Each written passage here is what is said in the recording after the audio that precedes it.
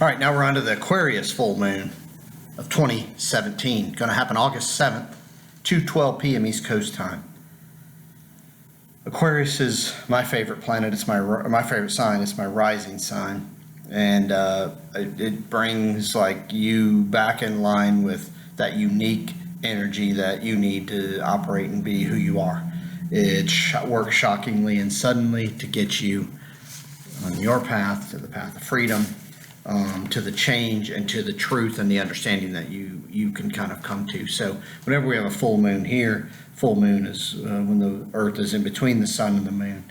The moon being your past, sun being kind of your path or direction or where you're headed.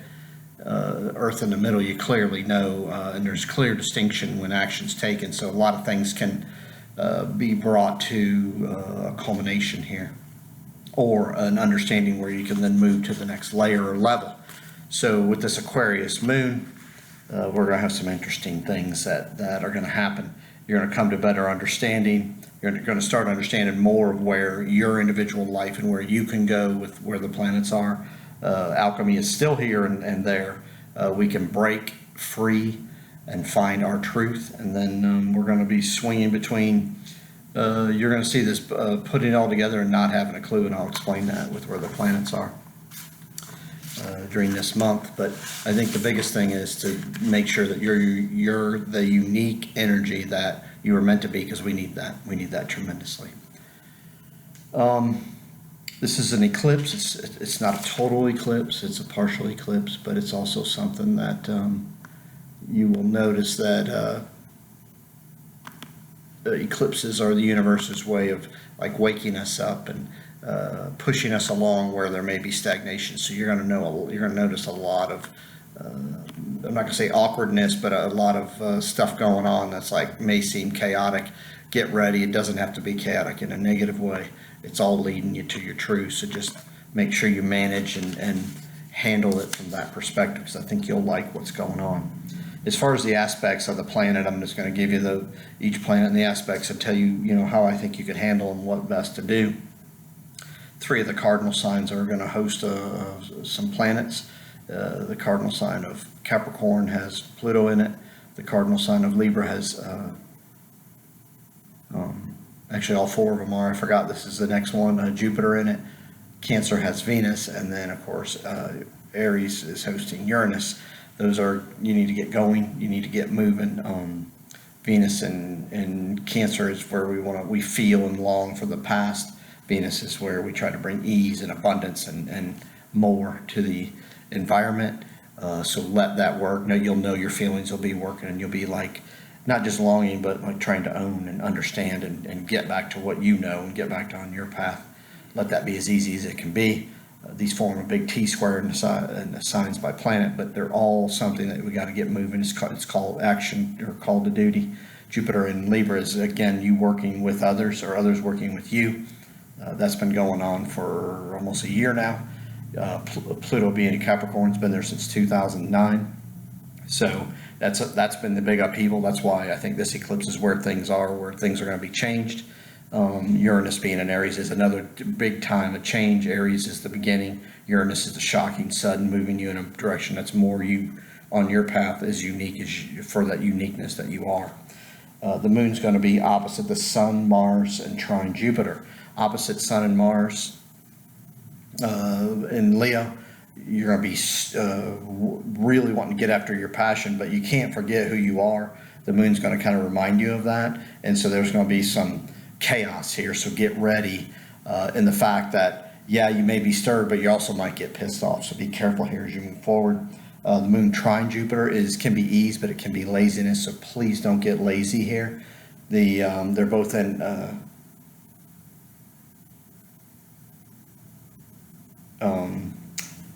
air signs. So communicate, find your message, find what's going on. Make sure you're okay as far as what you're learning, and maybe you want to teach here. So don't be afraid to pick something up new. Don't be afraid to teach, because there's a tremendous opportunity here that's going to help you, and maybe where you've slipped up in the past.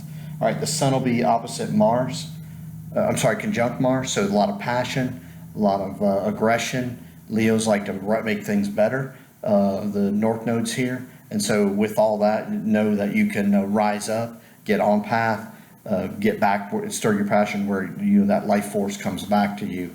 Leo's where you want to birth or create something. So Mars being there helps big time because it's the ruler of another air sign, another fire sign, Aries, and it's with the sun, and it's been traveling here for a while. So you're going to find more people passionate and more people like getting after what they want. So also careful when you're dealing with others because they could flip out as well as you could flip out as all these planets are transiting, moving in these eclipses.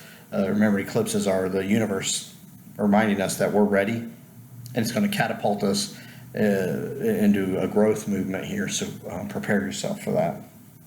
The sun's also going to be trine Saturn, and so I like that Saturn is a restriction and kind of delayer, but because it's going to be trine by sign, I think that's going to help us. North Node's also there, where we must do the work. We must start owning what we want to do. So start acting on what it is you want. Quit being like in the background. Get yourself in the foreground, and let's go. These eclipses can really move you in a nice direction. Or if you want to be lazy and continue to be lazy, they're going to really move you in a direction that's going to really aggravate the hell out of you. So you're going to want to be careful. Also, obviously, on a full moon, sun and moon are opposite, and I already discussed that earlier. As far as Mercury goes, it's going to oppose Neptune and trine Pluto. So Mercury is where we want to communicate on the physical plane, whether it is we learn, we study, we go seek, or we teach. So know that we're going to have that opportunity. Trine Pluto, they're both in Earth signs, so you're going to find more maybe that has been hidden because Pluto is revealing the hidden in the final Earth sign of Capricorn and bringing it to us so we can realize that, hey, this thing's screwed up and we got to start fixing it. So a lot of that, you can find out a lot of information here and get to the bottom of things. And you're going to see at this eclipse, you're going to be shown that there's going to be a lot of revelations of what's been going on isn't good for you, or it hasn't been maybe had your best interest in mind. But that we're at this time of alchemy where we could turn this thing around and make it where it benefits or works for us more.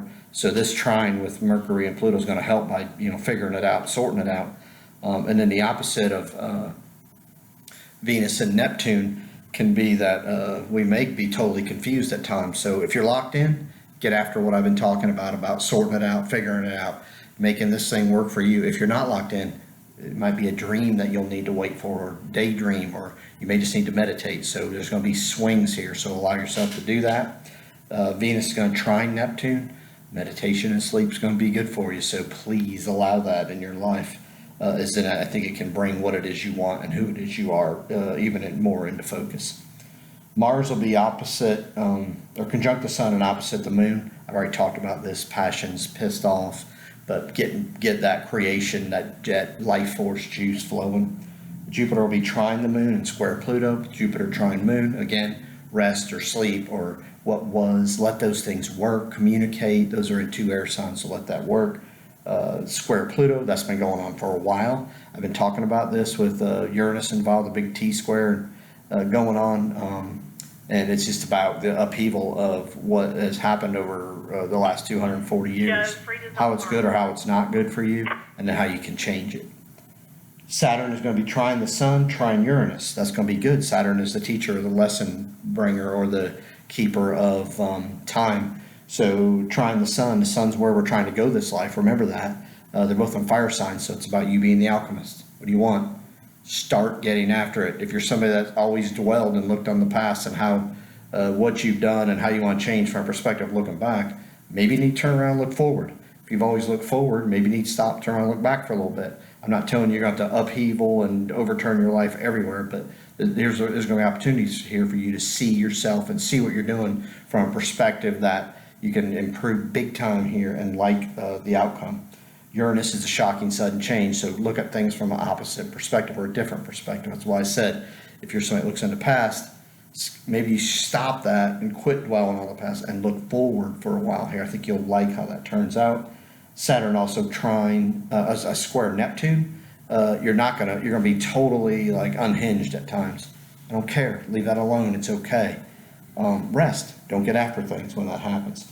Uranus trine Saturn. Uranus defeats the restrictions of Saturn every time. So it's your chance to change who you are, find deeper what you want, and make something of it. Uranus and Saturn have been in fire signs. You're the alchemist for your life. Neptune will trine Mercury. Again, it's about passing that message. I talked about that a minute ago, but it's also going to square Saturn, which I just talked about, and then Pluto will square Jupiter. I talked about that. In the end here, look, this is real simple. This is an eclipse. It's in Aquarius. It's how you think tomorrow can be. It's up to you to get with it, make it happen as far as where you think tomorrow can be, not just for you, but the world surrounding you. It may not seem like it can happen, but we're in the miracle time with eclipses. I want you to work with these. The eclipses are in Aquarius and Leo, and we need to let this thing rip as far as our belief in where we can head. We need to get back in line with who we really are and gain confidence from a perspective that's deep within us, that'll just ooze and build and build and build to where we know where we're going, and we will really put a good effort forth to get us there. The world's going to change. It's going to change quickly. It may be through war, it may be through just policies, or it might be through you and me waking up from within saying we're not doing this anymore.